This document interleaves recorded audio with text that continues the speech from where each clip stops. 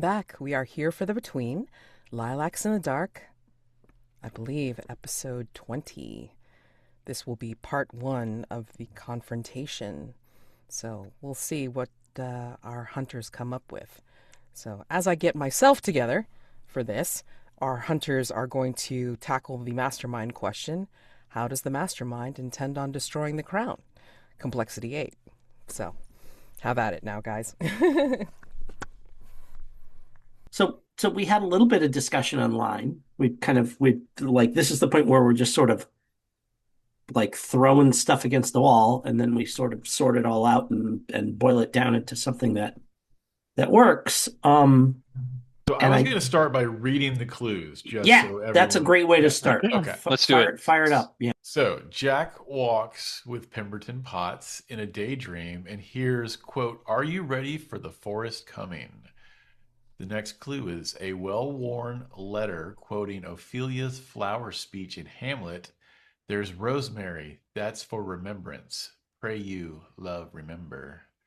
An old picture / portrait of an REC member with everyone in the picture except for Miss Pemberton Potts and Sir Thomas. And this picture is stabbed through the heart with branches. The next clue, a friendly letter from Victoria to Sir Thomas, entreating him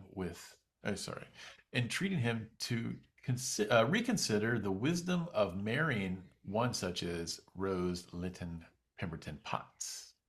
Anyone want to take over? Sure. Something recognized as belonging to Lord Philip Brookmead, who was the victim in the first threat. A monogrammed flask. Something recognized as Harrison Leeds' flyer for his heighteners, lift for shoes. I don't remember who Harrison Leeds was, as much as I hate to say it. A bouquet for ended friendship, tied with twine, petunias, datura, tansy, thistle, and wormwood, which translates to anger, resentment, deceitful charms, hostility, misanthropy, and bitterness. A Knight Commander of the Royal Victorian Order medal hung by its decaying ribbon from brittle, drying branches. A gold pocket watch with a chain still works, but the hands are tiny forest branches. A beautiful portrait of Victoria, but within the leaves of the rue plant painted behind her are the words, "You'll regret what you've done." A map showing an expansive forest with well-laid paths and trails and one plotted route for trade, but with mysterious red marks expanding out of the forest as well. Lady Ross-Carter sees a reflection in a mirror, looking older and more drawn, with what looks like branches growing in the background, threatening to overwhelm them from behind. A too large engagement ring, and a TBD from the King in Shadows. And in answer to your question, TBD, Harrison Leeds was the victim in the Order of Azure Eyes. You didn't really remember that because the Order of Azure Eyes guy ended up becoming a servant of the Mastermind. So Dr. Clauser was under Mrs. Pemberton Potts. So that's why you probably forgot. So I think the last thing that we should do, though, or at least that I would like to do, just so that we have it in our heads, is to real quick go over the side characters associated with the Mastermind, and also we should make note that there's that servant of the Mastermind as well that can factor into our into our theory here. So we've got Dr. Holzer, physician in the employ of RLPP, which is Roselet and Pemberton Potts. There we go. All right. Laurel Walton, who is redheaded assistant / boxer. She's like, as far as we can tell, kind of like a bodyguard and heavy, when Miss Pemberton Potts, needs knees broken. That's apparently who she turns to, as far as we can tell. There's also Maglasag, long flowing hair, tattoos on his arm. I'm actually not familiar with that character. I think that might be someone you met when I was he's kind of out of pocket. He's kind of a valet, if I'm not mistaken, perhaps a servant He of taught me sorts. knife throwing and And was the sorcerer that you looked at the punch bowl with. Oh, he's there we go. Okay, yes, yeah, yeah, yeah. When I did that brief drop in, so yeah, that's kind of our cast of supporting characters, and we should just keep those in mind while we work our theories. And this was complexity 8. I I think mean, in and the and just let me, I'll lead off. The thing that I find interesting about her, and that it seems to me that if we're gonna kind of narratively kind of pick up the theme that's been going all along is that she's a gardener, right? And all of this stuff that's kind of weird plant stuff we've been seeing happening, kind of as I was thinking over it, kind of has the feel to someone who is like trying to find a new strain of a plant or something like that, right? Like somebody trying to create a new apple or whatever, get more peas coming out of their pea pods or something like that as they combine strains and try different kinds of fertilizer and different kinds of soil and stuff like that. But in this case, the soil that these things are being planted in is people because they're like whatever, we've got people with branches coming out of them and weird like weird pocket watches with branches and all this kind of stuff and everything, and something that kind of emerges from that feels to me it is interesting to me and feels like it also kind of keeps up. It sort of is it feels like a way we can weave most of those clues together. I think there's some sort of historical aspect to the plot as well. That like there's a lot of references to her past and a lot of references to her maybe ex-fiance. Um, and so I would want this plot to have like taken some part of an expedition or something that somebody brought back from an expedition or something someone got infected with on an expedition. Yeah, and the history part can be both motive and means, right? It can be, something happened to this, to her, you know, fiance that never married her.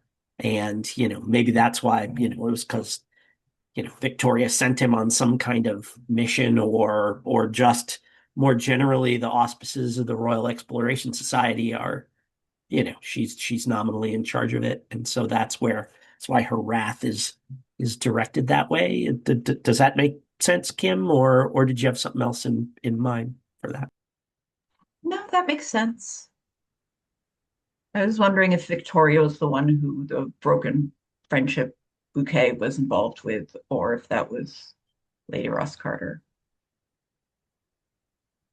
Because clearly telling someone not to marry someone else is not exactly friendly.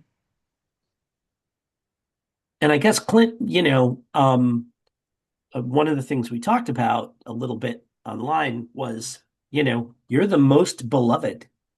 Lady Pemberton Potts has a particular interest in you.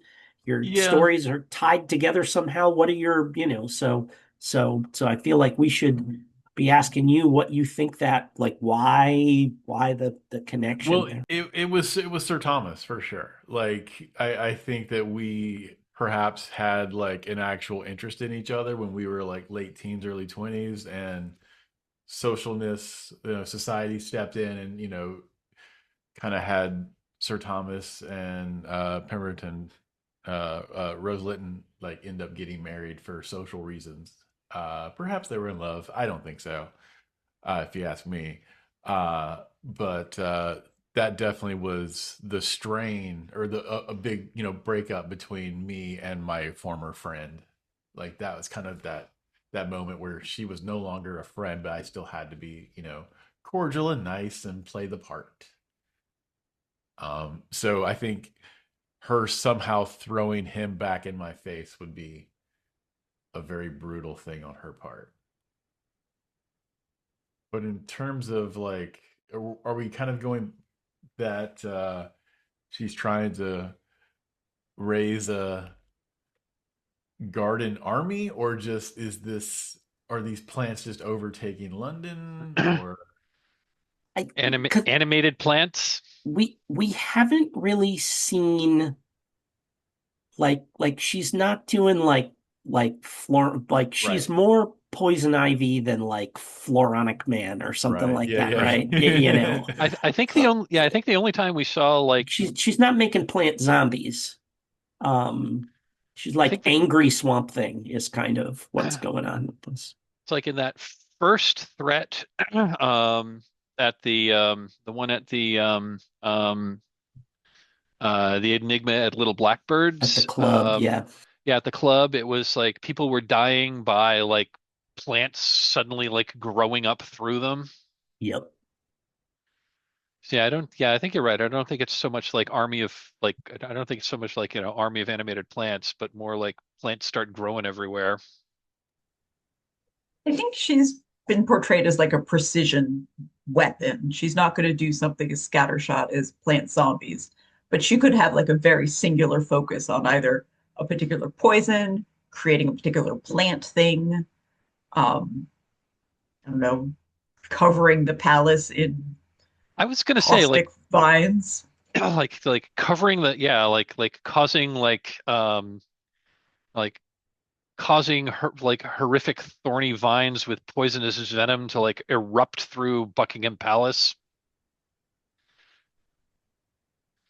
You know, maybe like to like pull in a D&D reference. Maybe like wall of thorns around the exterior to prevent people from coming and going, and then they just kind of like grow up.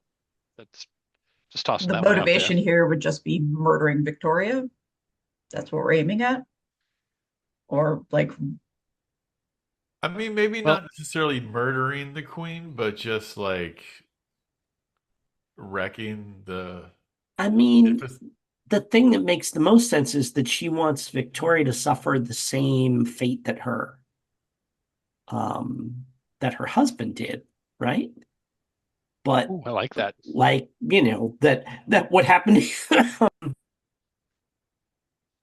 what happened to him accidentally, she wants to make happen to Victoria on purpose.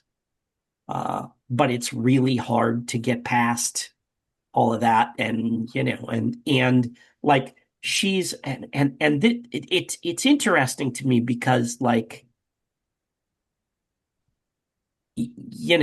Victoria would have no reason to have anything to do with her because she like it seems like a thing where Victoria would know she's got a mat on for her.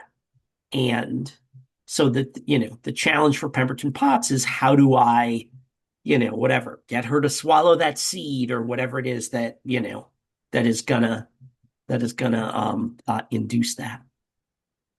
And I kind of like the idea that um that one of the things she's been doing is figuring out what kind of bodies and blood and stuff like that will, cause it to really explode, and that maybe something about Victoria's royal blood or royal lineage or the fact that, she's the queen is going to make it go in a way that just, feeding it to someone off the street would not. But I mean, that's if we want to get like bring some of the more kind of weird magic sort of stuff into it. So we've got 14 clues. Complexity 8, which means we could leave some on the table if we can't that's figure out good how they because fit. I can't figure out the heighteners anywhere. And we've got the to be determined from King and Shadows. So if we need like another clue that ties things together, we can just kind of like declare it as long as it's at least Yep. somehow connected to King and Shadows. If we need like one more clue to like tie things together, we can just kind of like make that one up. We don't necessarily need to work the heighteners in, just the fact that that was something from one of the victims of the Order of the Azure Eyes, and that clearly Pemberton Potts saw something in Krauser and his research and what he was doing that she could incorporate into what into her plan, and that's why she recruited him to be one of her flunkies. And I think that's like we don't need to specifically say, and it's because he looked 3 inches taller than, I think it's the fact that it's a connection to one of those victims. Okay. Feels like a legit, way to interpret that as a clue. Mads, does that sound reasonable to you? I will accept that, and I will right. suggest highlighting the clues, like highlighting the cells of the clues that you're planning on using. I just copied them I just copied the clues into the like normal threat clues section, so we can use the checkboxes. Did you want to contribute anything to this, or No, you've just kind of been nodding as we've been going along? Yeah, it's like I didn't really get a chance. I was at a con this past weekend, and I've also been prepping for like a game that I'm GMing starting tomorrow that I'm still not quite ready for. So I just haven't had a chance to really take a look at this. So I'm still kind of digesting. I really like the idea that these warnings is that she's going to do some kind of plant-based, like weird plant-based magic to exact her revenge. I think that's really cool. Yeah. And we definitely have several clues here that point in that direction. Cool. Since you put the list there, you want to like go down and check them off as we use them? Yeah, I can do that. So I think clearly that first one, that first clue with the daydream of Jack walking with Miss Peppermint Potts. Are you ready for the forest's coming? That sort of like sets the tone. There's Rosemary for remembrance, pray you love, remember. I think that's hinting toward her motivation.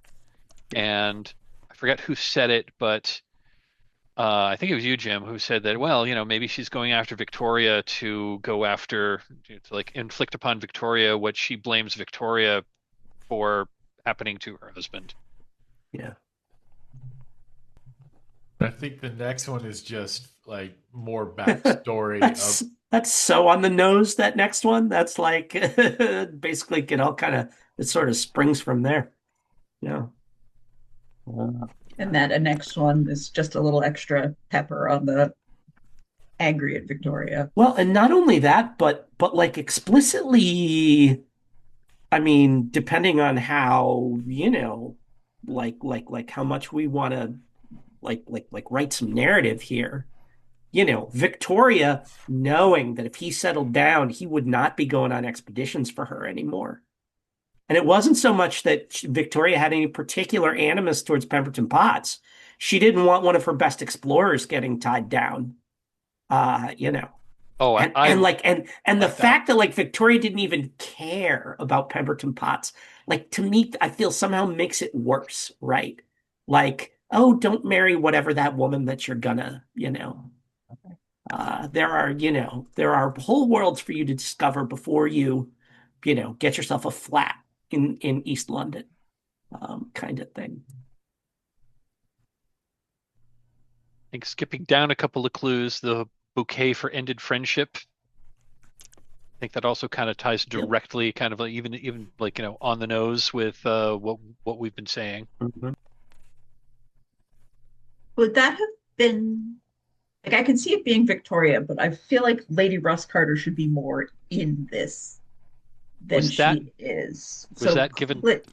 And I don't remember the clue there. I think that was given to Lady Ross-Carter, if I remember correctly, but I may be misremembering it. Remember, you don't have to worry about where it was and who it was given to. You can contextualize when you're doing this.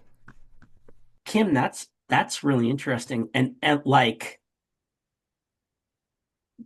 Lady Ross-Carter, did Victoria come to you and say, "Oh my God, we've got to talk him out of getting married, because otherwise he's gonna hang up his, hang up his boots"?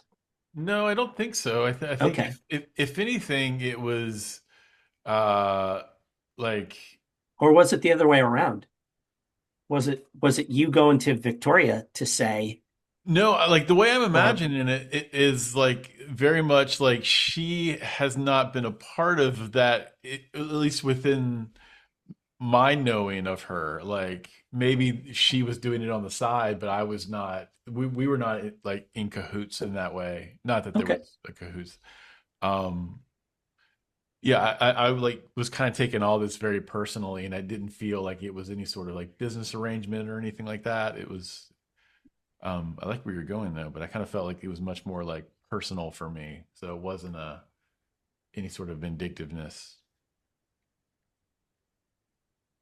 And I wonder if the gold pocket watch, Oh, I had perhaps an idea for that. Go, but what was your idea?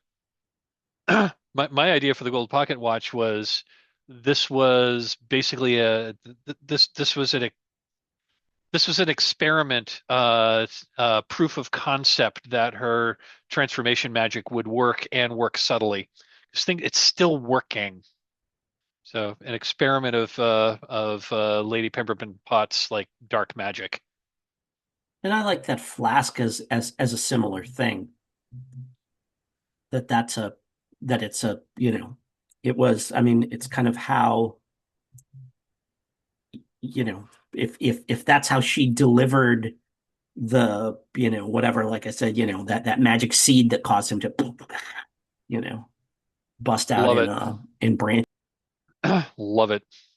the map showing the expanse of a forest of a well-laid paths and trails. I think if you lay that map directly on a map of London, it coordinates perfectly with some very strategic spots. And I mean, again, really on the nose, but the portrait of Victoria with the leaves of the branches saying you'll regret what you've done, totally on the nose. That's a direct but that was like a direct threat. Whose ring? Like Sir Thomas's? But I believe he vanished entire. So whose would it And me be? seeing the forest in the reflection is just further foreshadowing of the encroaching Yeah. like Yeah. I think doom. that's Yeah. that's great. Yeah. Do we want to like come up with one from King and Shadows that kind of like would tie Well, this all let's together? let's Because let okay, let's because figure out what? what's going on with the ring. Okay, Because cool. because Because like Kim was because asking we're about. got it. Oh, that's cool. Because we've named 10 clues, so we're already at +2 on the roll. So yeah, if we So can get so, one more. so Yeah, the ring. Pemberton Potts was married, right? That what was that her husband, or did we? She was previously married. Her first husband died, and then she was affianced to Sir Thomas Shearer She was Cole. engaged to Thomas. She was Okay. engaged to Okay. Sir Thomas Okay. before he disappeared. Okay. Here's my question. Was she officially engaged to him, or did she have an understanding No, that that was gonna happen? no, she was officially engaged Okay. because All right. like the one of the history things, and I think I posted it in the chat, was Oh, okay. the one of the first history things was that like at their engagement that was announced, then Yeah. Victoria decided that she was going to send Sir Thomas on this expedition Got it. Got it. Okay. with his friends. Do we know about this previous husband's death? Um, Don't know, do you? Oh, I mean, Like no, I was just I'm just legit asking if we had been said if anything had been told to us. okay. nothing had been Nope, said, we but don't I know. mean, like, We don't know. We don't know if he you know, was found if he had a heart attack or if he was found like choking on a, throat full of marigolds or something like that. Or if So he was never it's found at all. or if he was never found at all, perhaps that's yeah, we don't know about that. But so I guess when I see a too large engagement ring, the question is too large for whom? And too large in what sense? Is it like, is it loose on your finger? Or is it way more expensive than you Yeah. should be able to afford? Oh, I Ooh, like that ooh, I one. like that. It's got a it's got like a 9-carat diamond on it. Don't know. I don't know. But I'd like, again, contextualize how you Yes. think. What do you think? Yeah. What do you think it is? Which one? I love that idea that it's I love the idea that too large means like there's no way he like it's his ring for her, and there's no way he could have come by it, whatever, honestly, or it came out of a, like it's something that could have only come They're from explorers. They could Yes, just exactly. pick up Yes, shit. yeah. Or it's Mhm. overly like egregious in terms of its fanciness and like it's just garish and like Yeah. Mm-hmm. Some colonial crown jewel. yeah. Right. Oh God! I was just going to say it's like the engagement ring that has like the Star of India Yeah. on Yeah, it. I was gonna say, yeah. Mhm. Oh my gosh. And that also that then like means that maybe like he wasn't as reluctant to go back out again if this is the kind of stuff he was bringing back, right? Like Victoria didn't have to lean on him too hard, or she used that as leverage. She's like, I know where you got that ring. You better go out one more time before, because that technically that does not belong to you. It belongs to me because you went out in my name. But some kind of, but like making that into, sorry. I just really like that the too large is not Right. It Thanks doesn't for fit. recontextualizing that. I That's love awesome. that. I love I that. love that idea so much. Yeah. I love that. It's just like it's got a rock on it that's you're going to be like walking to one side. It's so heavy. It's basically like described as like it's not just a ring, but it's an ice skating rink because it's so damn big, So, but yeah, I mean, I love that, Jim. That's awesome. Yeah, sure. And I think I think we don't need to drill down too much about like its provenance or who's who's in trouble or what, but just the fact that there's something fishy going on with it, like feels sufficient to to muck things up. That's 11 clues out of 14. Doing great. I mean, you want to add anything else? No, I think we're ready. We I was can, going to say we're rolling at plus +3 here. +3, so yeah. Yeah, so Which I who's think rolling? does it max out at +3 or No, you can. no? Wait. Let me just off off the cuff here. I mean, like when I did my Golden Grifters campaign for Brindlewood Bay, it's like my ladies did a record 18 clues towards their frickin' theorize. All right, Okay. so if they did it for 18 effing clues, you can do as many as the hell you want. It I feels like wasn't leaving sure. a TBD on a table is just That's fine. I mean, you do as many as you want. You just have to Right. meet the complexity or half the complexity. I do have a question. Is there I mean, this isn't a threshold question. This is just the question. There's not going to be follow up. So, like, i.e., should we leave clues on the table? That's more of a game mechanics thing. Okay, so like game mechanics wise, what this does is, like your answer, if it's correct, or like if it's a hit and it's correct, I mean, it keeps the complexity of the confrontation question, like fine. But if you miss or like whatever, then it's going to make it more difficult for you because then you're wrong, and it's like I'm going to base my reaction depending on your outcome on this question. So this is got it. Okay, Yeah. cool. That answers my question. Yeah. I So mean, basically, it sounds like it's smoke them while you got them. Right? Yeah, I think so, too. exactly. So I mean, like what you're aiming for is essentially like, do you want to be right, or can you be wrong and make it dramatic? You know what I'm saying? Like, if you guess wrong, it may be a lot of fun. You don't know. So, I'm just saying. So, who's rolling? Do we want to do one more so we're rolling? Yeah, let's do one more. So let's figure out one more so that we're rolling a +4. Okay. What do you want to add? I mean, because I like the way the whole lines, the whole thread's been going so far. I mean, like, you got the whole. This seems like plant-based revenge. I mean, like, it's got a lot to do with the past and everything like this. like Victoria was holding things I'm over gonna I'm gonna their head. toss something out here for that TBD from the King of Shadows, and that is scribbled notes in a playbill from the King in Shadows on how to adapt the ritual of the play, Yeah. Yeah, that totally which is works. sort of like, Exactly. i.e., that's the linchpin. That's how she's going to actually cause the ritual to happen at a place she's not. Well, that's really interesting. Yeah. That's really cool. That would be a really cool addition to this idea. Yeah. So, yeah, that puts you at a +4.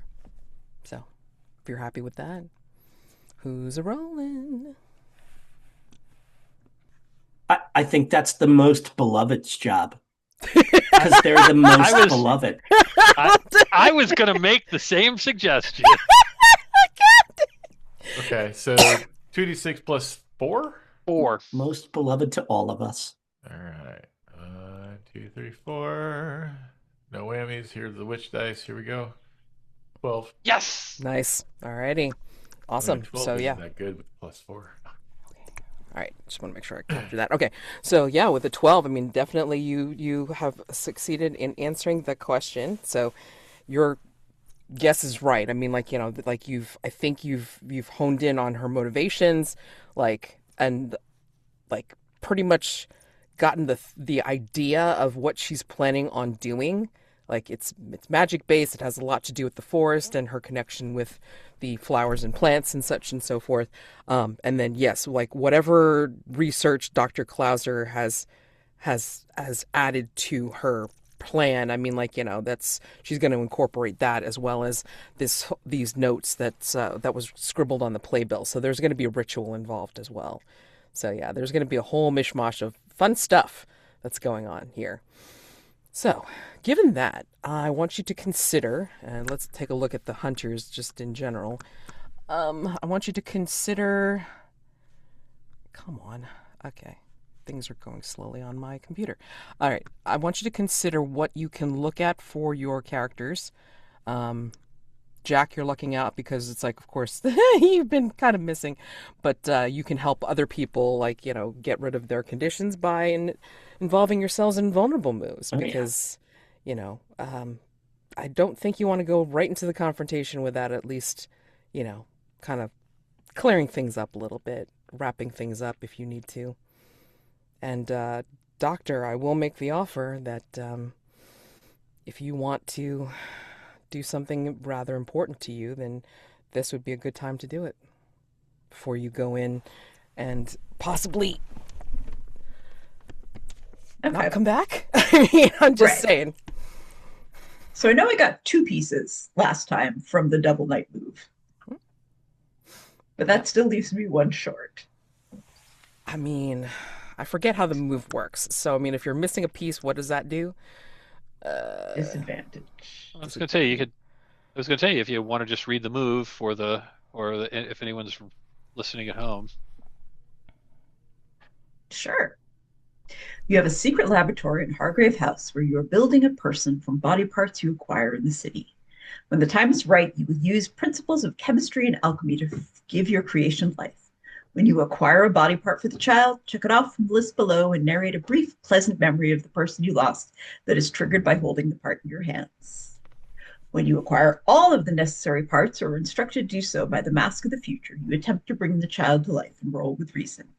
If you don't have all the parts, you have to make do with any old body parts you can find in order to finish the child, and the roll is made a disadvantage. And then there's, depending on how I roll, there's different outcomes. Right. And just like anything else, I mean, like, if it's not quite the result you want, you could conceivably use a mask to bump it up if you need to, Let's see. And there's nothing, and it also doesn't say anything about like not using your personal items. Right. I'm going to see if I can. You're 1 body part short, you say. I am. And Jack, would you like to murder yourself so I can? You need something from a corpse in order to complete this. I do, in fact, need an arm. All right. Okay. All right. Yeah. Oh, Yeah. Oh. Oh, Mads. I mean, I'm just excited because could this be a vulnerable move, but also like a something something on Jack's part? I'm so Oh excited. Oh, God. this is 100%. This is 100% my no rest thing as Okay. well. Yeah, for Yeah, sure, yeah, for yeah. sure. Okay. Sorry. Uh, I'm gonna mute myself now. During any night phase, you may voluntarily kill yourself in a narratively appropriate manner to give another hunter advantage to an appropriate move that follows. Is one of the things that I can do. And then when another hunter has an intimate moment with your corpse in a later scene, they may describe how they examine your mortal wounds and are engrossed, aroused, or repulsed. Clear all physical. Then I clear physical conditions, including deceased. Describe the process of my return, including what slowly fading sign of my cause of death is clearly visible. Turn closely examines, and that's how that works. So, I mean, yeah, I mean, like I think like an intimate move that kind of rolls into that. So doctor, um, I mean Jack has not been around, right? And so I think Jack has, I'm in fact, not been around, and I'm pretty sure that Elinor thinks that he is somehow cross with her because he did not approach at the party. um I think like this is a like uh Can I do a little bit of a lead in, yeah, Jim, if please, you don't mind? please, yeah, yeah, yeah. I think what ends up happening is like, after last night phase, especially because it was a double night phase, so everybody's like, engrossed in doing what they're doing. I think when you finally get home, uh, Dr. Whitford, I think you will get a knock on your door. Um, and it's, of course, like, Harley and Shaky Mary. They're both there because they're delivering, like, the stuff. But then I think, Harley will be like kind of like clutching his cap and like kind of like wringing it in his hands. He says, "And I have something else for you, miss. I'm so sorry." Go And he's on. gulping. He won't say a thing, but he'll like just kind of step aside, and you'll see the cart behind him, and I think you'll see the bag, and you'll see Jack's head sticking out of it.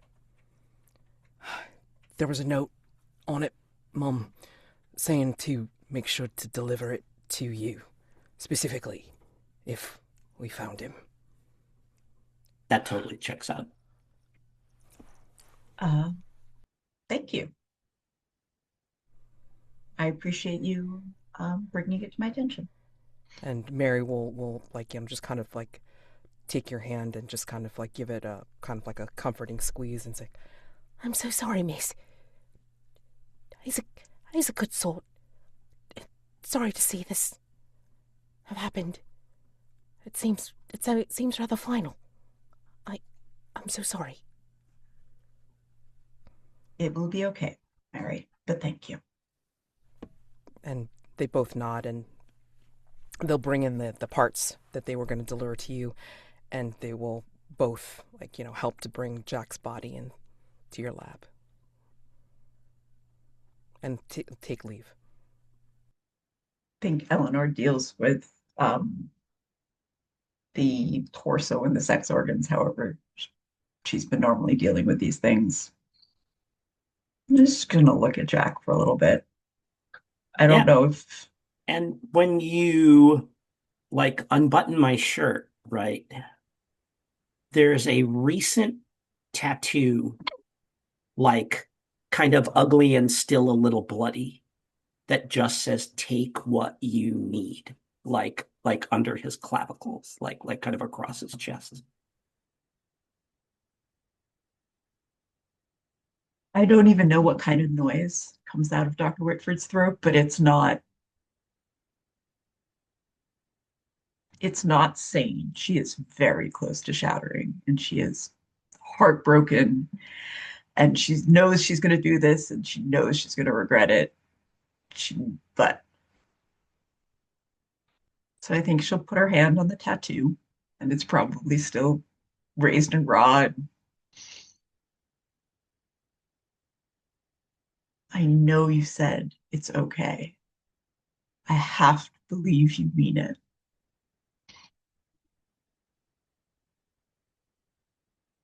please mean it. She'll lean over and kiss your forehead and then take your arm off. She's probably crying. I think she's this is not, but she will get her arm. I think she's normally not particularly like squeamish about blood or bodies or anything, but for whatever reason, this is the one time she ever puts a blanket over you. Like she can't deal with what she thinks is a bad thing she has done. But does this complete your set, Doctor? It does. I have now all of the body parts I need. So you can attempt to bring the child to life. Just have to roll with reason. And with Jack's sacrifice, I think you're rolling with advantage. Am I? Okay. Yeah. Oh, It's an applicable move following Absolutely. my sacrifice. Yes, absolutely. okay. So it is. I don't. 3d6 Okay. plus And your plus my reason. reason. Yes, exactly. So that's a 12. Nice. Okay. No, you got a 14. Well, I mean, like the Sorry. I just. Yeah. two highest. Yes. Sorry, Matt. No worries. Yeah, I mean, like, I know there's a way to do it in Witch Dice that I never No, remember. I was at the just making moment. sure that It's- you weren't. Yeah, sorry. Once you hit double digits, it's all the same. So Yeah. so we're good. yes. All right. On a 10 plus, the child is alive, and they love you very much. You may add the following to your dawn questions, and you can just reveal it. Did you teach the child a lesson about what it means to be human? So, what does this look like when you bring the child to life? What do they look like? And do you give them a name? And if you want time to consider it, we can take our break. Let's take a break. I could use a break right now too. Absolutely. That'd be great. Thank you. Let's take a 10-minute break. Let the doctor consider things, and then everybody else can consider what they're going to do for their vulnerable moves after this very particular one, and then we'll come back to it. Okay. So I'll see you in 10.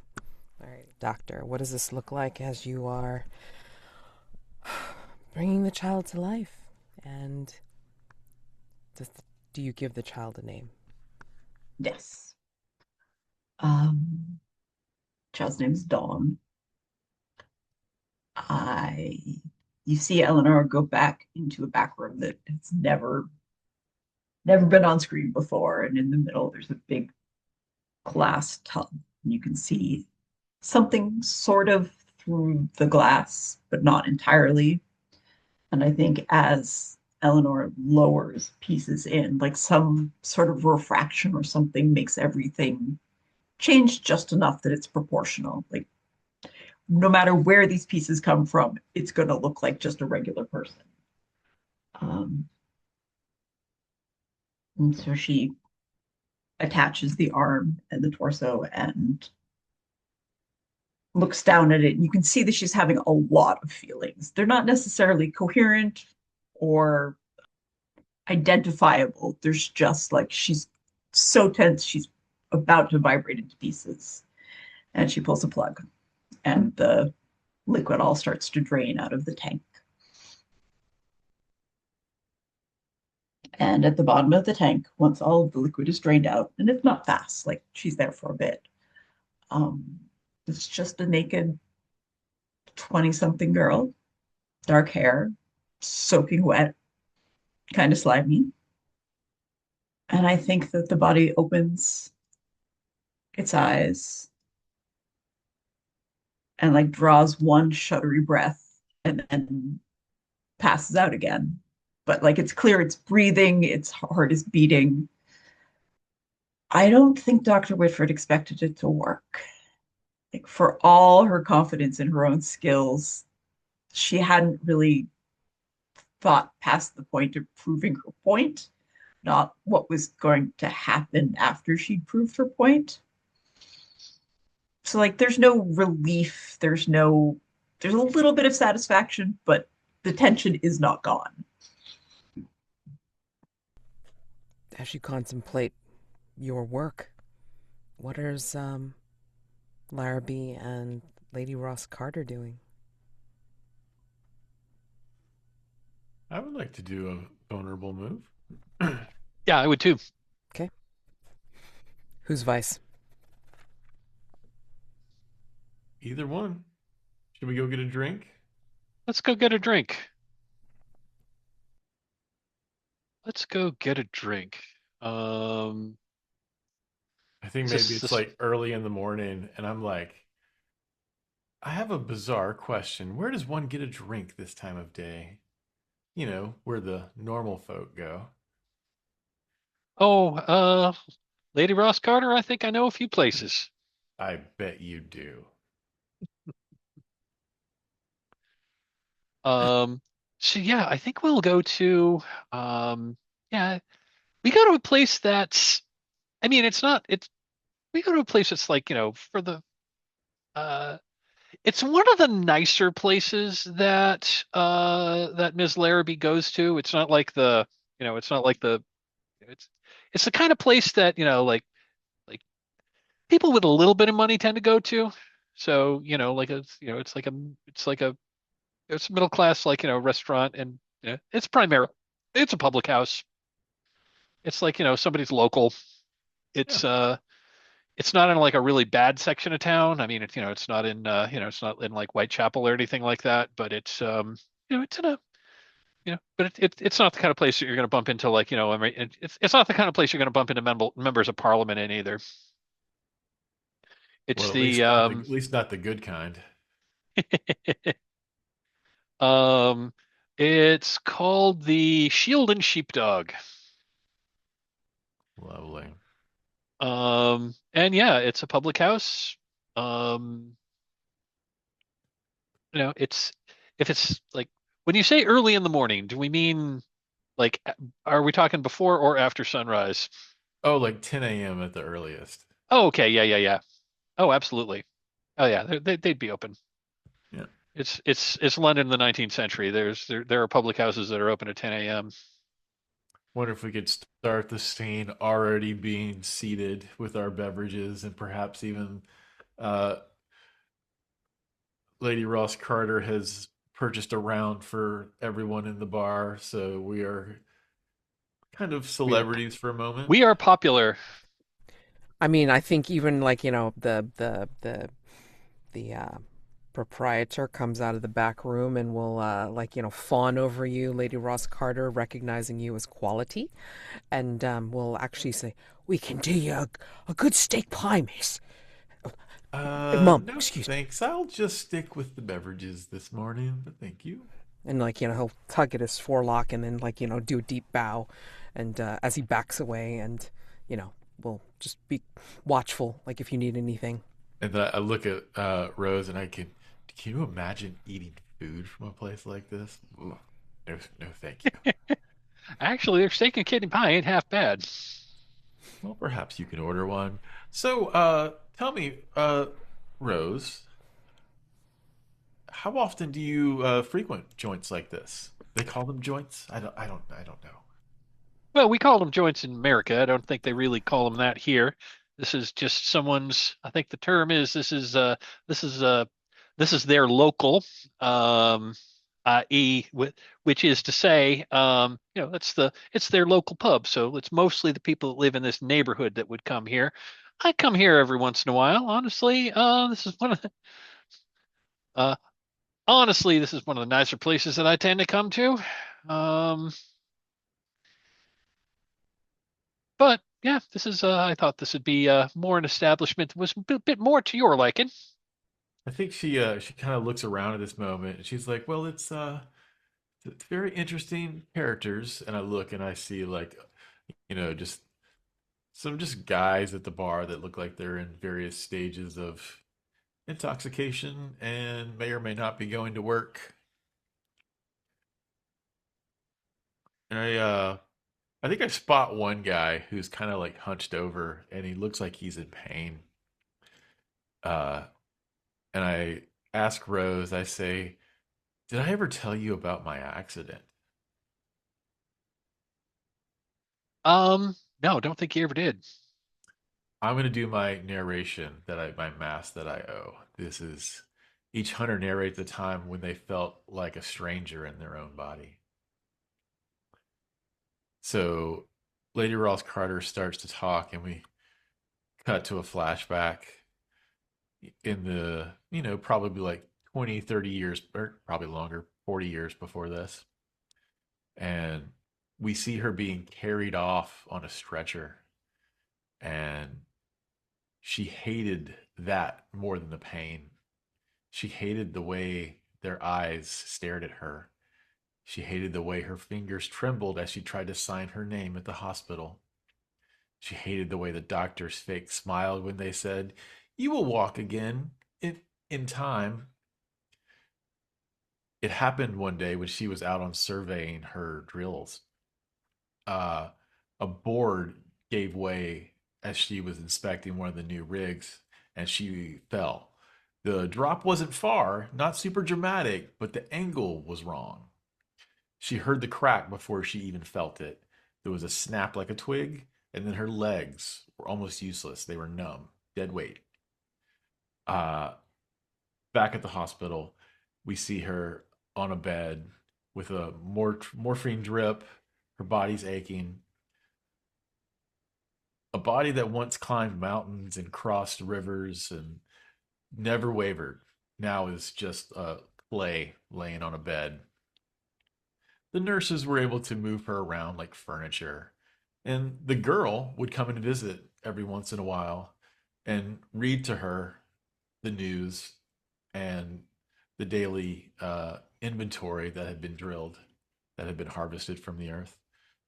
For months, she stayed quite strong. Quack doctor after quack doctor, Dr. Klauser, for example, she made incremental progress. Through almost sheer anger and spite, she persisted until eventually she was able to stand. And finally, although painfully, she was able to take steps she would never do with much help, and she swore, "We've wasted enough time. It's time to go back to work."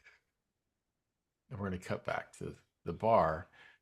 And she says, "Yeah, I don't talk about it very much. I tended to stay by myself for most of that time. So I could tell I've actually had too much to drink already if I'm telling you this." Well, thank you for sharing that. Thank you for trusting me with a story like that. I appreciate the you know, I appreciate that, and that is absolutely staying between us. Eh, you know, you can tell people if you want I'm old enough to stop caring about certain secrets. If Fair anything, it enough. actually makes me look kind of good. Hmm? Well, parts of it at least. The back half, not the first half. Yeah, I do have to say that public houses here in London are quite a bit different than the ones I'm used to back in the States. Say Um, more. What are they like? well, I mean, they much like here in London, they run the gamut.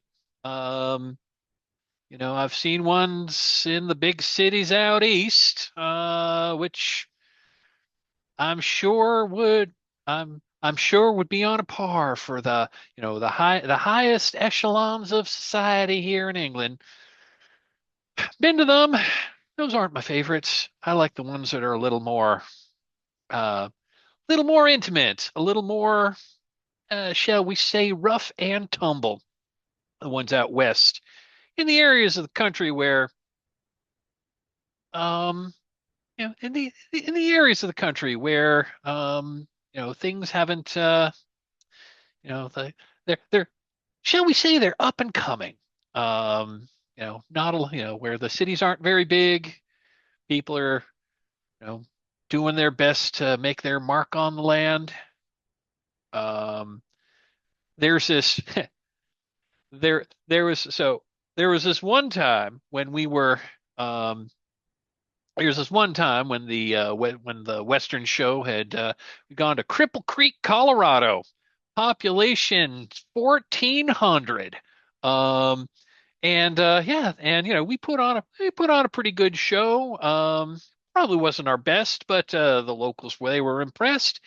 Um, then after the show, it was a little late. I mean, we spent the night there. I went into town, and we were we were like treated like heroes there. We were treated like celebrities. It was kind of nice. It's kind of nice, being able to you know leave the you know you know you know you know leave things behind you, and just kind of like live in the moment was kind of what I miss about living out there and doing what I did before I you know, took that big ship across the pond, as they say around here. Um, So I tell me, when you miss. go to these new towns, how quickly does it take you to find the bar? Well, in these towns, it's usually one of the most prominent businesses, so not long at all. Okay. And I've been told that I'm usually pretty quick to find a drinking establishment. And as she says that, she just kind of like looks into the distance, and like takes a sip, like holds her glass, and kind of like looks off in the distance. And a bit of a we kind of go back, and I'm going to do I'm also going to narrate my well, I didn't write it ahead of time, but I know what I'm going to say. The Mask of Dissociation that we still owe. And she is thinking about Cripple Creek, Colorado, because that's the first time. And she was remembering that story, and I think we saw a little bit of a flashback there. Later that night, she's just remembering she'd gone to bed at her wagon in the traveling caravan, but she woke up, at least she thinks she woke up, and she was like she was like walking through the desert, and was much lower to the ground than she was used to. And it was almost as if she was like looking through someone else's eyes, and at first she didn't quite understand what was going on. Um, because it was night, but she could see plain as day, and she could hear things that she wouldn't normally be able to hear. The sounds of, you know, things like plants rustling in the wind, tumbleweed going by, the sound of a desert owl calling in the distance. And then she caught a whiff of it, a jackrabbit. She was almost watching herself as she stalked a jackrabbit and um, pounced on it and grabbed it in her paws with the claws extended. Later, she woke up, and in the morning, and that's when that memory ended. What was especially weird was when she woke up in the desert, naked, with no memory of going a wandering. Um, but with the mostly eaten carcass nearby. And and that troubling memory, crossing, like, she has like a bit of a faraway look bit of a faraway look on her face for a moment as we come back to the bar in London. And um, she then breaks out of a reverie and says, "Yep, I do miss the freedom out. I do miss the freedom out west. Some things are different here in England. Although I'm finding that not sure it's possible to run away from all your problems." Want to address conditions? Yeah, light-footed. And I'm going to clear the hunt is on. Mhm. You're not quite in the confrontation yet to create a clue for it, so I'm not gonna say that that's starting to happen. But I mean, because I am easygoing, it's like keep that in mind in reserve. That could be something that I'll give you I'll give you for when we actually start it. Back to Jack and Dr. Whitford. Dr. Whitford, what do you do after you contemplate Dawn, your creation? And do you go back and look at Jack's body?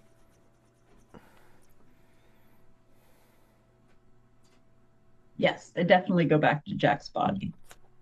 I think in roughly the same way that I had put a blanket over Jack, I'm now going to put a blanket over Dawn. I will probably haul her up onto some sort of table, put a blanket over her, and then go back out into the and probably like curl up in a very small ball at my desk chair, just staring at Jack, maybe rocking back and forth a little. This feels like one of those things where maybe like you are like you do that long enough that whatever you're starting to maybe drift off to like just your head's like one of those kind of things. And like you're just maybe you don't even realize that you've like just started to fall asleep.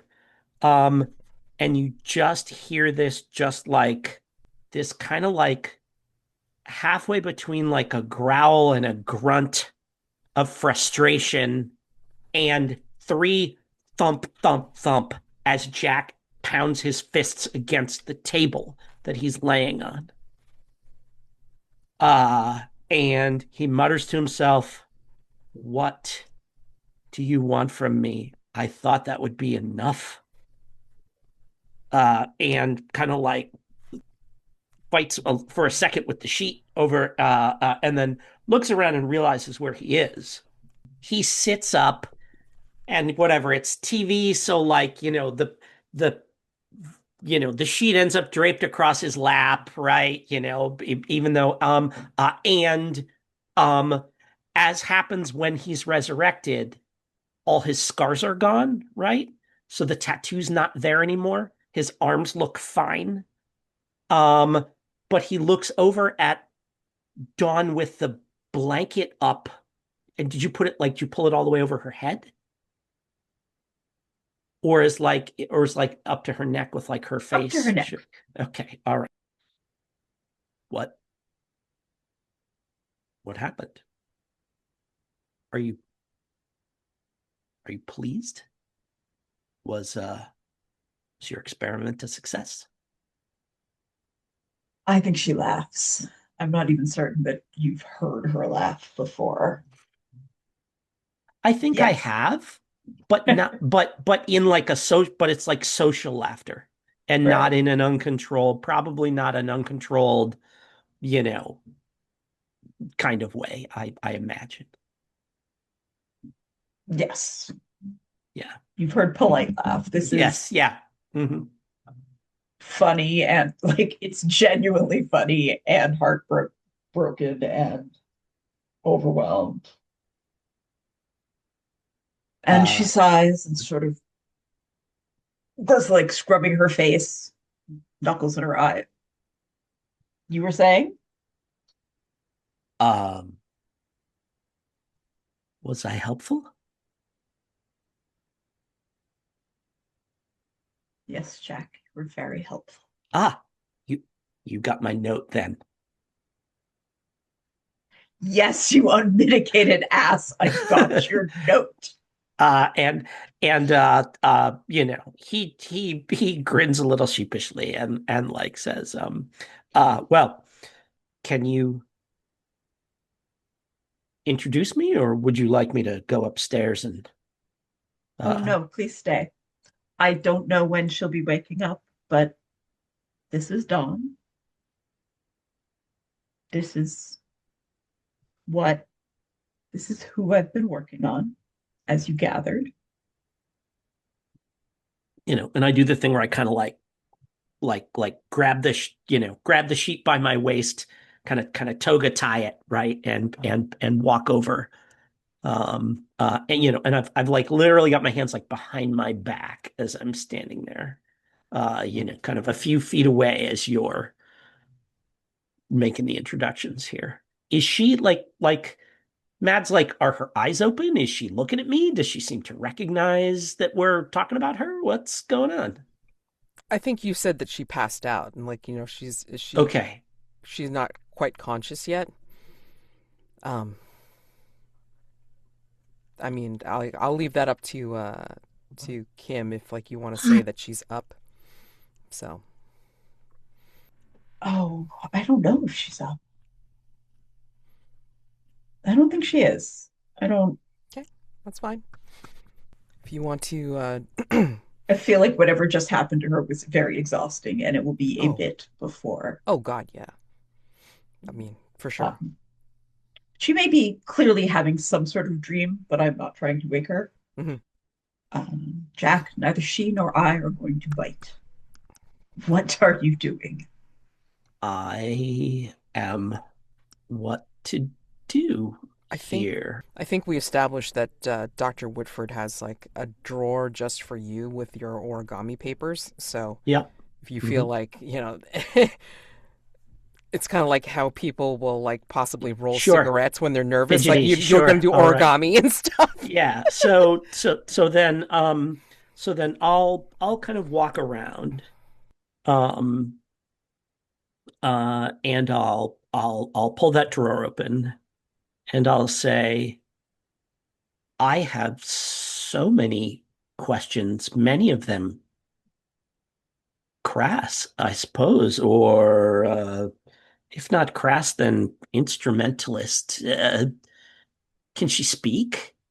Does she have the memories of any of her? Will she know that? Will she,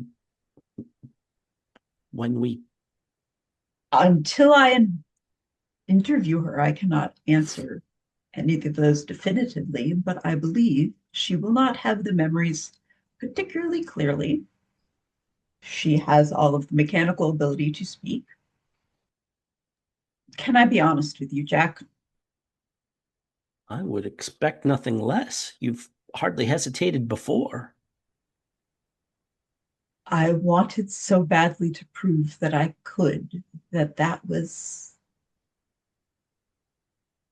where my imagination stopped. Hmm.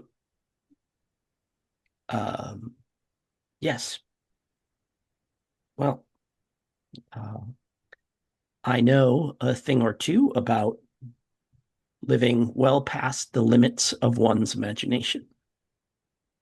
Is she, do you know? Is she like you? Or is she like me? Is she mortal? I do not know. How did you first find out you were mortal, Jack? Um, I died and then I didn't. I imagine it will be much the same for her, but that is Hmm. not a thing I built in. Ah, hmm, I don't hmm. think we know if anyone's mortal until they die at least once. I suppose that's true. Uh, and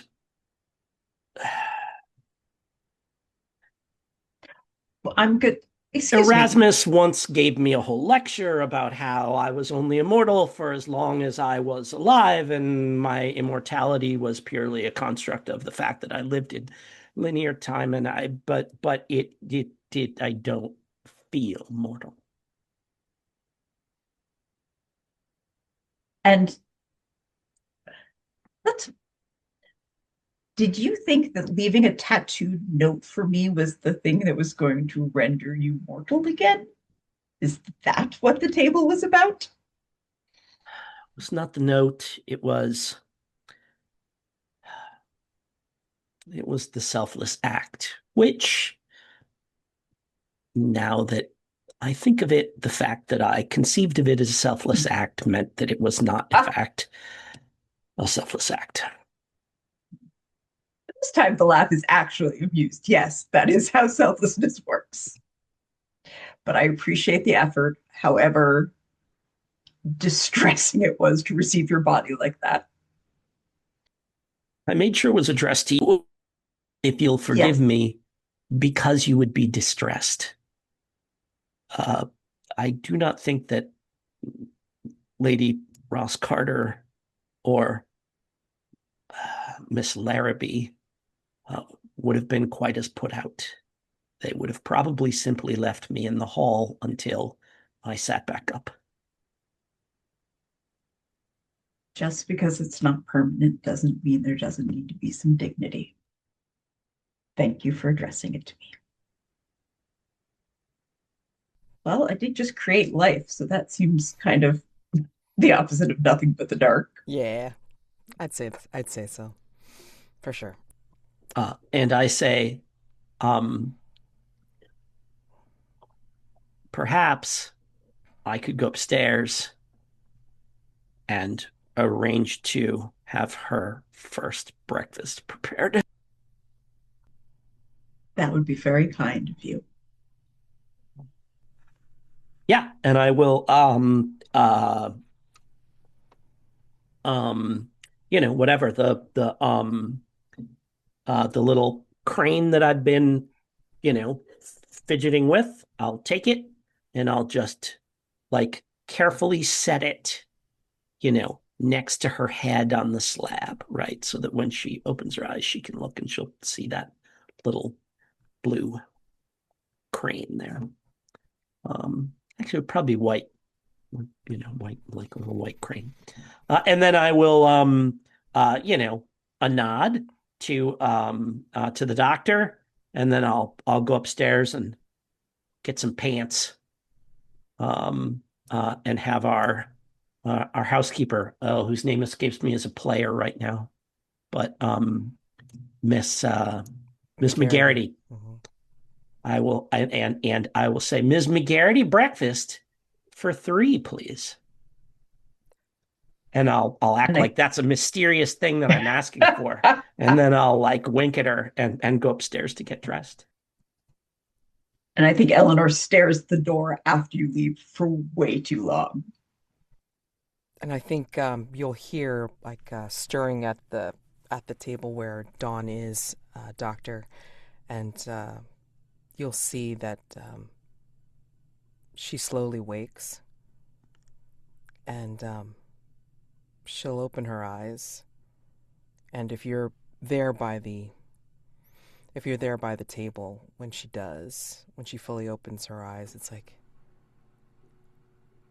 did you make me? That's a complicated question, but let's go with yes. I dreamed of you. I hope they were not upsetting dreams. No.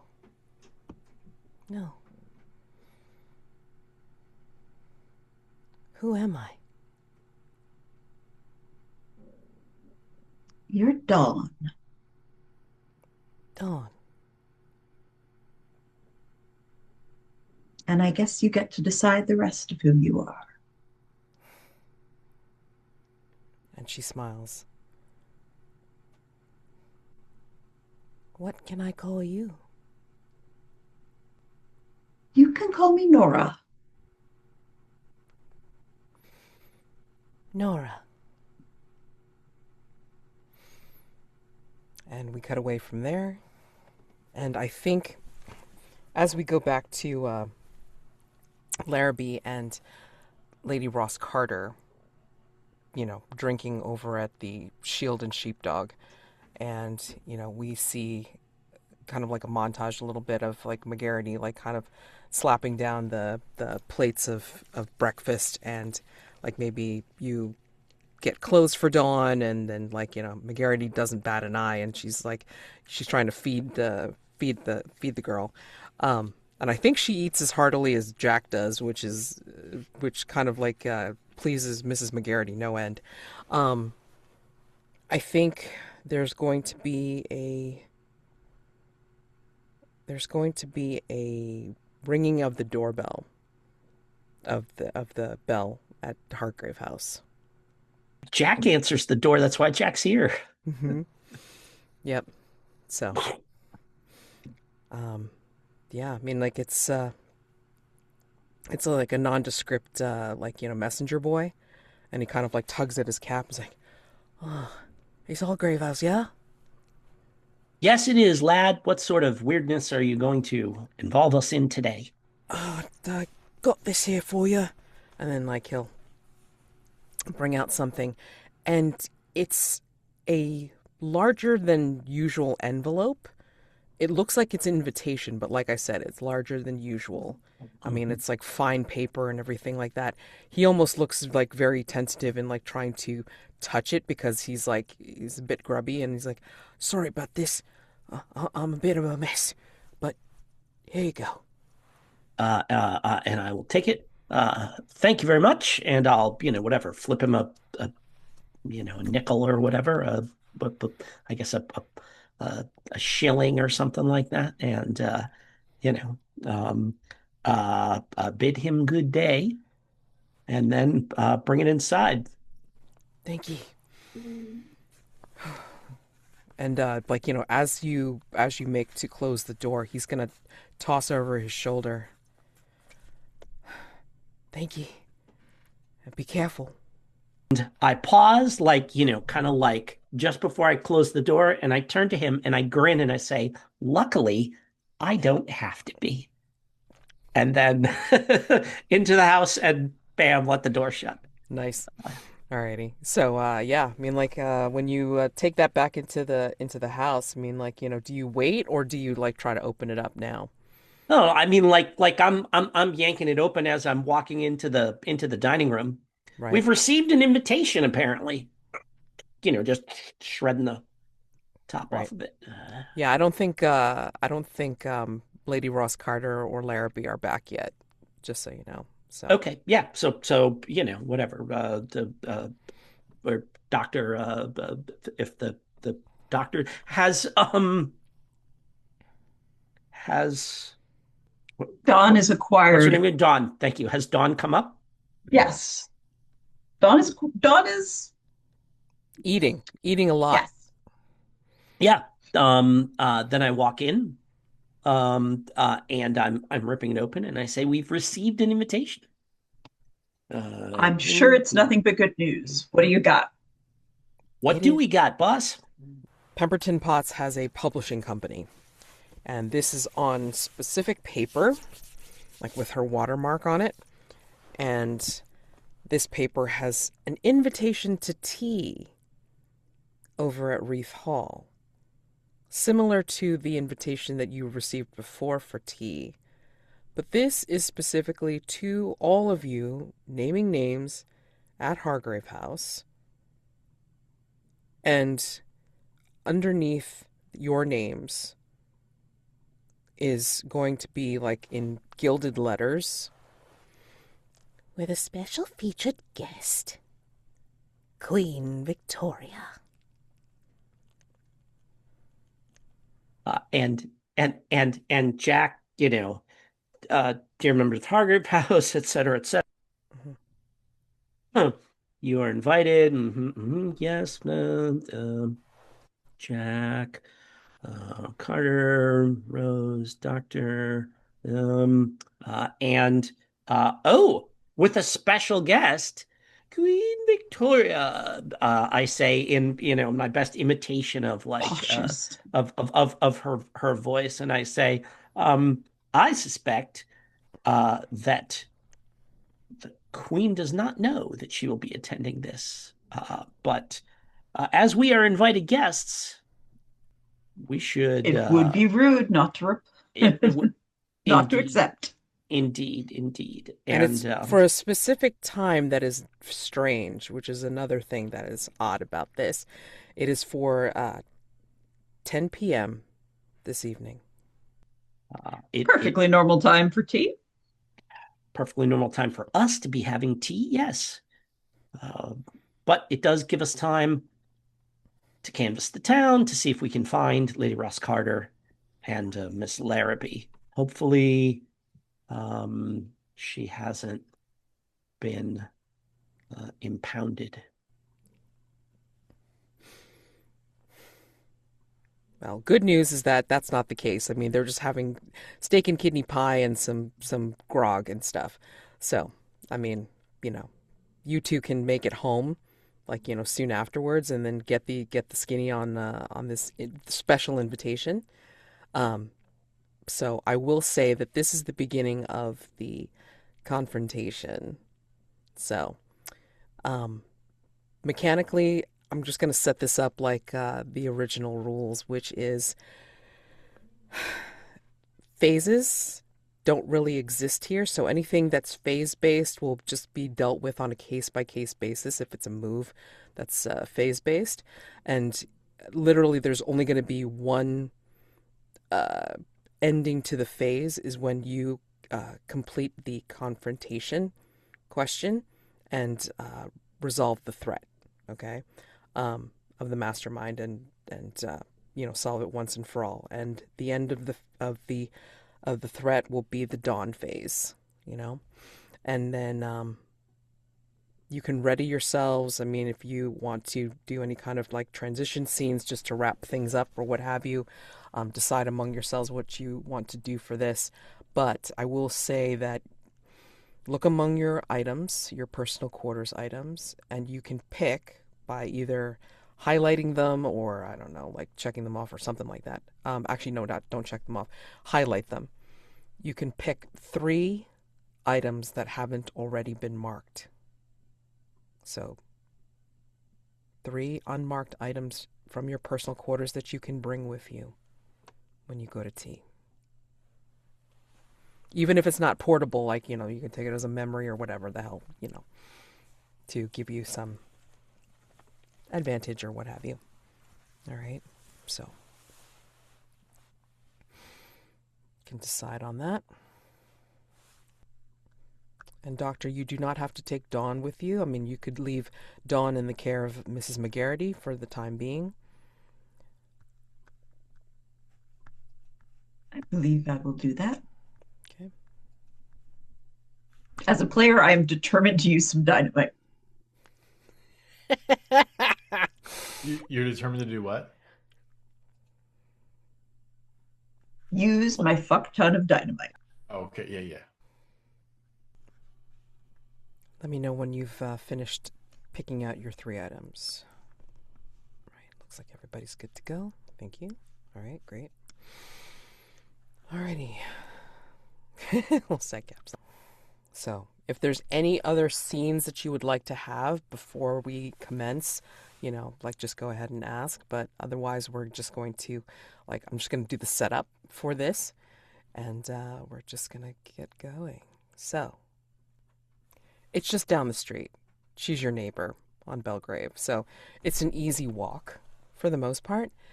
But because of the time of night that this is, as you're taking this walk, I mean, it seems like the fog of London is more obscure than usual. And there's just this pall in the air as you make your walk down to her house. When you get to her house, I think you notice on the door that the flowers look dried in the dark, like as if they haven't been changed in a while or they haven't, been tended to for a bit. What do you do? I think maybe I'm the first in this line of people, and I approach and I see the dried flowers, and I don't think too much of it. I peek in a little bit closer and I take a little sniff to see if they still contain any aroma. No aroma. Well, we were invited. I knock on the door. Do they have like one of those big hit things or? I mean, like there's the knocker that's right in Yeah, the middle of big the knocker. wreath. Yeah. Yeah. But I think as you do the knocker, like the first knock will knock open the door literally, and it creaks open with that like loud, like, And I look back at my party and I say, I guess we've been invited in. Jack, you first. Yeah, and Jack is wearing, like a suit that's like a decade or two out of style, as he usually is. yeah. With a like he actually has a jacket on. It's not his jacket, but it is a jacket that he found in a closet at Hargrave House. And I've got what's clearly a picture, like a portrait, like a modestly sized portrait, wrapped carefully in paper, with a string tied around it and stuff like this, that I have, kind of tucked under one arm, as if it's a housewarming guest gift, right? Mhm. And uh, I mean, I guess I just walk right in. That's. As you Are, walk in, are are we greeted by one of the servants, or what's the? no, it is dark. It is Okay. dark here. And I think, as you walk in, Jack, is your first. You kick what seems to be uh, a dried vine Hmm. and a dirt clod. And as you all come into the house, you'll notice that it seems like it has an air of being deserted. And you start to notice that all the furnishings are gone, at least in the foyer and the sitting room, which, like, right off to the side that you've been in before. I say, are we sure this invitation was for tonight and for Uh, this uh, location? and Jack, reaches into the inside pocket of his jacket, and you know, because he's got one arm like this, he kind of Yeah. flaps it out with one hand, Hmm. and turns it and shows it to Lady Ross-Carter. I, Okay, okay. I think Miss as you Pemberton, and then Jack says, Miss Pemberton Potts, raising his voice to kind of carry through the house. I think as you show it to Lady Ross-Carter, the paper seems to shine with a bit of a its own glow coming from itself. Like it's like illuminating the words that are on it, Like the and ink had phosphorus in it and something kind like of that. glowing. Yeah. And then Wreath Hall is definitely lit up as if you're in the right place. Do you go further in? Mayhap you want to leave your present here, Jack.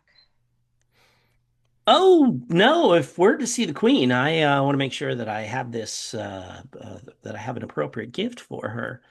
So is it? I mean, it's not completely dark. Is there like whatever, like light from the Light from the street coming in? from the street, but I mean it's diffused because of the fog and everything. So I mean it's It's dim movie lighting. dark. It's movie dark. It's movie dark, yeah. Hmm. But you can definitely tell that the furnishings are gone. And from And we what were here, and I think the doctor and I were. I look at Dr. Whitford and I say we were here not a week ago, yeah. correct? Hmm. Correct. They And gave no this indication of moving out. No. and the place was definitely not infested with. And I like pick up a little strand of root and I say, Hmm. uh, And creepy Jack throws vines.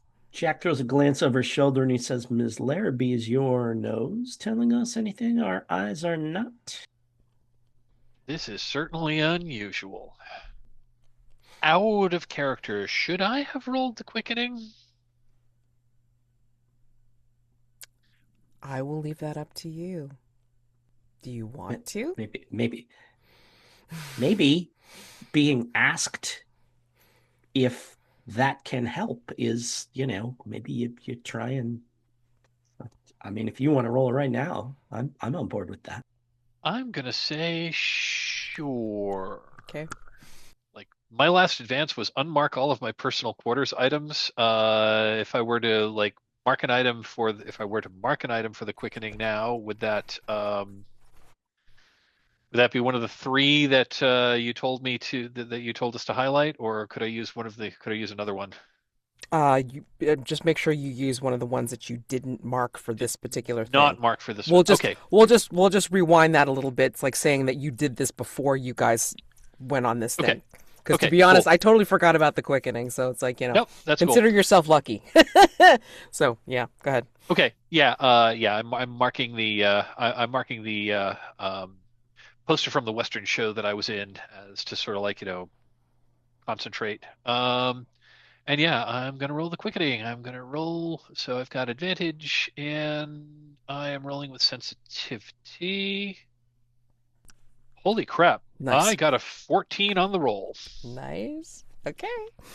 All right. 11 on Well, the dice plus 3. So hold on. Let me use my vitality which means my senses are heightened, and I'm rolling all vitality rolls with advantage. so yes, you Um, can carry that you can carry that advantage like all through this okay. whole threat for sure. And I think if you'll and I think with when the camera when so yeah, Rose is wearing basically the same kind of like men's business suit that she had worn for that party at Hargrave House, including including a bowler hat, which she would take off once, which if this were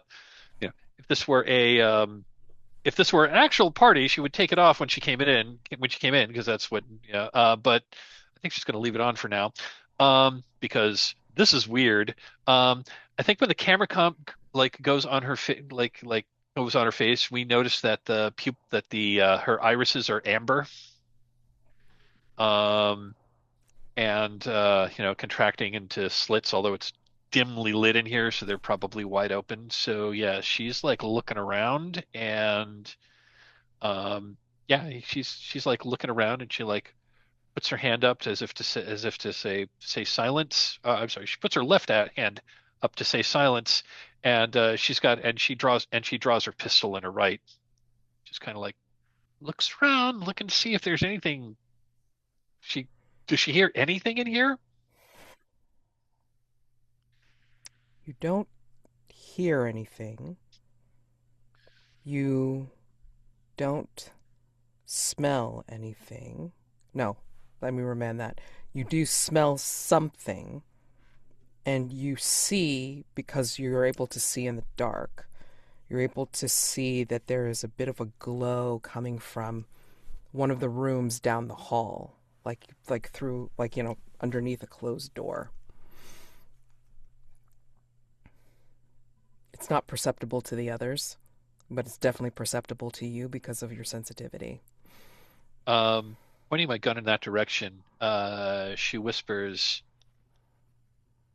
"There's a glow coming from down the hall," and she moves cautiously in that direction. And I think, as you're making your way down the hall, and if you're like taking the lead on this, Rose, Think I will. Yep. yeah, I think you'll start to notice that there's like stuff scratched on the walls, like where you saw like the perfect embroidered or like fancy wallpaper before.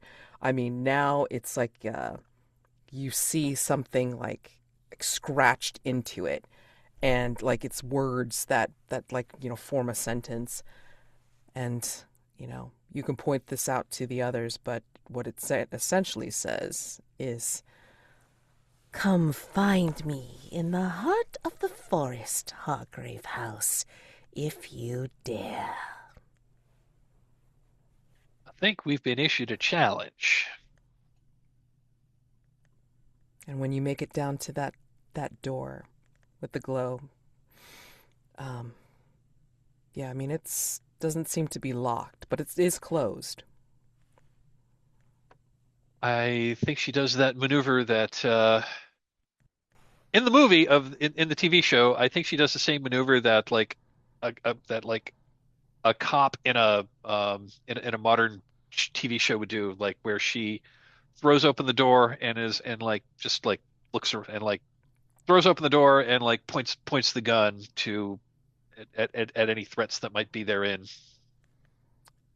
In this room, which used to be the conservatory with the with the water feature that used to have the water feature in it. The water feature is dried up now, and the only thing in the middle of it is a what looks like a stone pedestal that has a single crystal in the middle of it that has a crack in the side.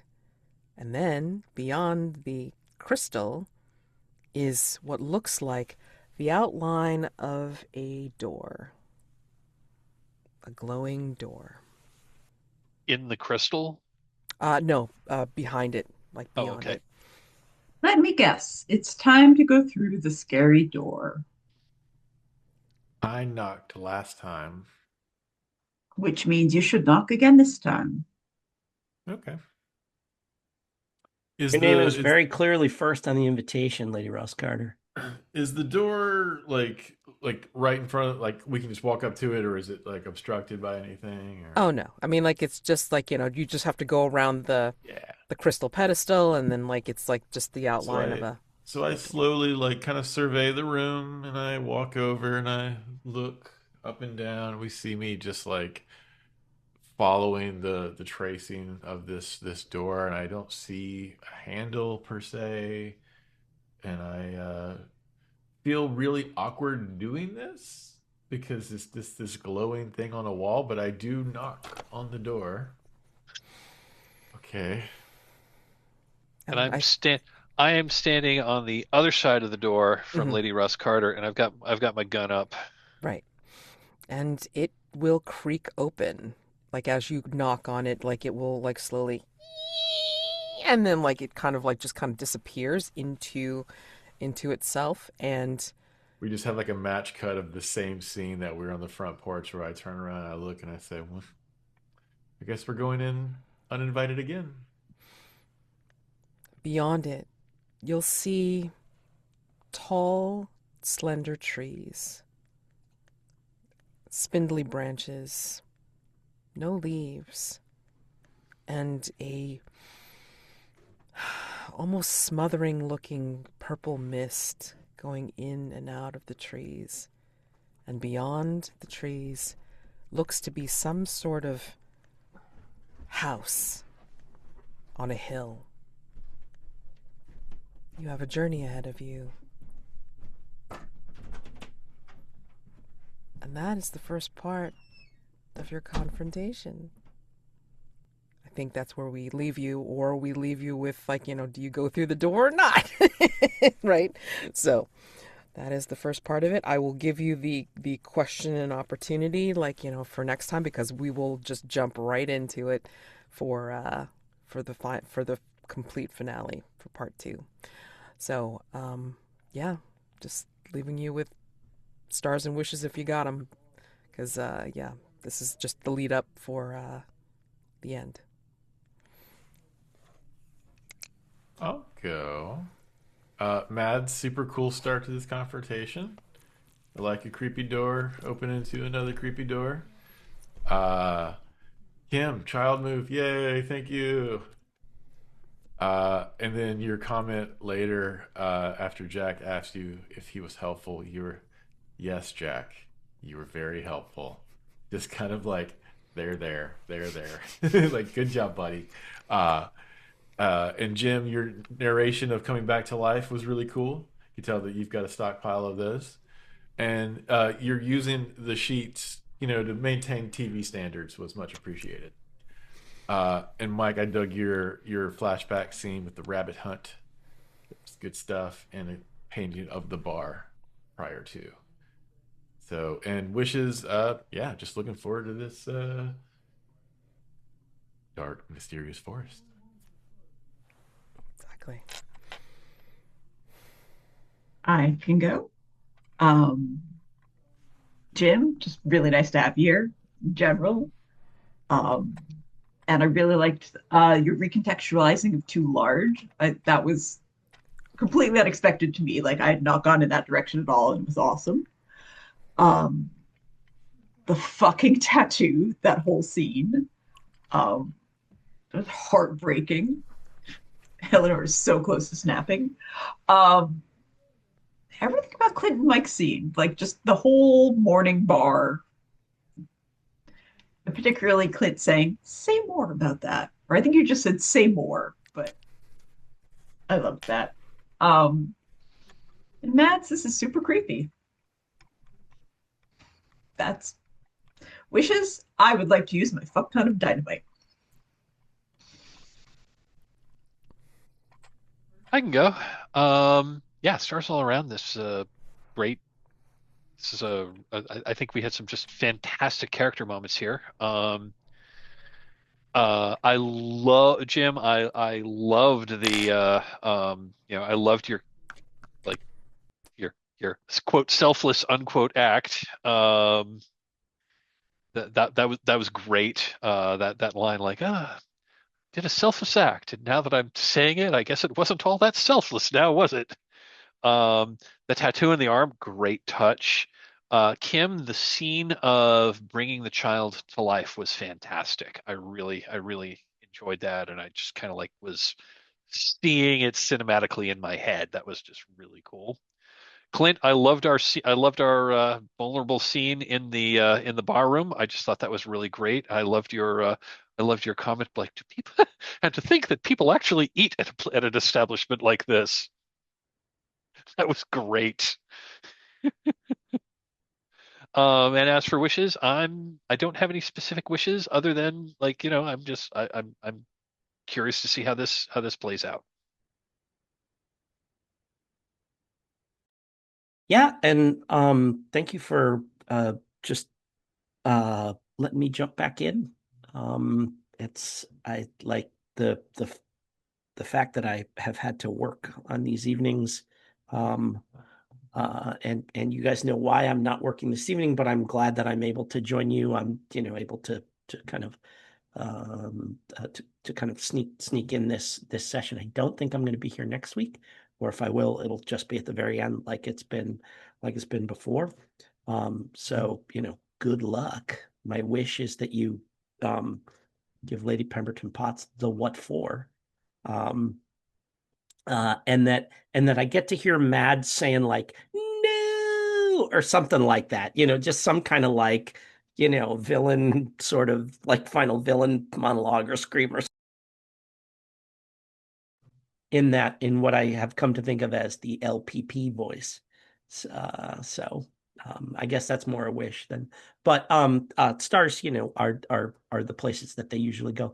Kim, it's always delightful to, I just enjoy playing with you just in general, but like, um, we both resisted until now when it was perfect, the obvious synergy between a character who, if you kill them, they come back to life, and someone who needs body parts.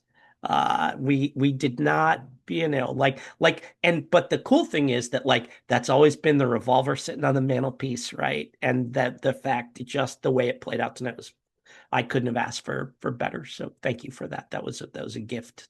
The way that all rattled out this evening. So I love that. And Larrabee and Lady Ross-Carter, one of the interesting things about the relationship that the two of you have is that, and I really felt it this evening, is that like, because Rose is American, she exists outside the class structure of London, right? And so Lady Ross-Carter has some freedom to pal around with her in ways that she might not, even with like, certainly not with me and, even with the doctor. But the fact that you're this exotic American means that you guys can go hang out in a pub and whatever and stuff like that. And that was neat to see that, just really played out and, within your respective, you're, spinning out your respective yarns, and that like Lady Ross-Carter appreciates a tall tale as much as Rose does. Which is why the two of you were made it. I really enjoyed that scene. Wishes, like I said, good luck. Give her the what for. Um, Victoria's counting on us. And like whatever you need to throw my body in front of, you should feel free to do that. You have my permission. Well, I mean, I'm hoping that you will, like, come and join us as soon as you can. I will definitely be able to pivot and, like, throw you in here, dead or alive. It doesn't matter. Just come on in, Jim. Um, and yeah, I mean, like, some exceptional character moments today. And I really love the way that um, Lady Ross-Carter and Larrabee had been able to incorporate masks within, the conversation, and then just be able to show the different ways that they were outside of their own body, like, in a supernatural sense and in a very real, very, you know, very human sense. And it was just like a really nice contrast. And just having the two of you together, of course, is always like, could be almost veering into a little bit of comedy, but then there was like some emotional, contrast there, which is nice. And definitely, like flip that over into the scene with Jack and Dr. Whitford. Holy shit. I was expecting that and I was hoping for it and I was very glad to get it. Thank you very much. I appreciate that so much. But damn, I mean, like, use what you need. That tattoo killed me. Oh my gosh. Amazing. And take what you need. Take what you need. Right. I was nope, just killed me. Just killed me. And yeah, I mean, like, and just Dr. Whitford's just emotional conflicts and just like all the feelings that Dr. Whitford was not going to show anybody else or show for anybody else was just all there in the lab and just like laid bare, which was absolutely wonderful. And yeah, I mean, like, in creating your child, I mean, as brief as it was, I mean, it was still very tense, and also I could feel like, holy shit, I did this. What the hell? I mean, it's like, how do you feel about this? You don't even know how to feel. And that was great. And I loved it. Yeah.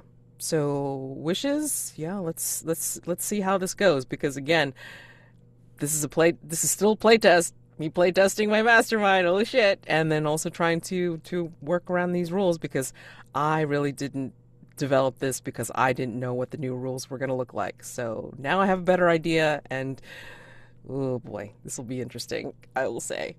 So yeah, this will be fun to see who you run into when you come into the forest. So, you guys have a wonderful week. I will see you next time, and happy gaming to you all. Okay, unless Thanks. I see you for something else, but yeah, you know how that works. Take care, everyone. Good night. Thank you.